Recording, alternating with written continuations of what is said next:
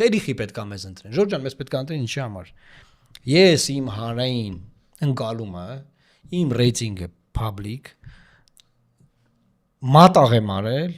հանուն այս պետության, հանուն նրա, որ հայկական Արցախ ունենան, գնալով որպես դեսպան, հատուկ հանձնարարությունով դեսպան աշխատելով կառավարությունում։ Մատաղ եմ արել։ Այդ ընթացքում այնքան ռոպագանդայի դեմ արվել եւ դրանից հետո մինգերոն եմ ասում ապե դուս գայր դու փորձագետներ վարձել քիչ փող տայիր որ փող ունենայիր փող տայր էլ ես գողավազակ ես բանի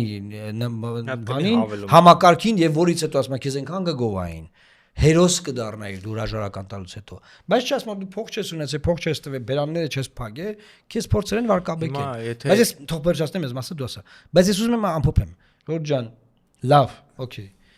Այդ 2 տարվա մեջ ես այնքան փորձեմ ձեռք բերել արտաքին քաղաքական, որ ոչ մի քաղաքական ուժի ցուցակում չկա մարդ, որ այդքան փորձ ունի։ Ով էլ կա, իր պատկերացած փորձն ու իր պատկերացած մարդիկ արդեն չկան, մահացել են։ Օրինակ նախկին նախագահների բանին չկան, գոյություն չունեն։ Այսինքն այն կոնտակտները, այն կապերը, որ հիմա ես ունեմ, արտաքին քաղաքական, եւ այն փորձը, որ ունեմ, ու գիտեմ բանակցային գործընթացը որ դրականած ոչ մեկ չունի։ Հիմա այս գիտելիքը դուք քվեարկելով մեր օգնում տանում եք պարլամենտ։ Հասկանում եք ինչա տեղ ունենում։ Ով իշխանություն եղավ կարողանալու են նրան վերահսկել, մենք երանք իշխանություն, այս գիտելիքը կիրառվելու է մեր ժողովրդի իշահ բարության եւ մեր պետության շահերը պաշտպանելու։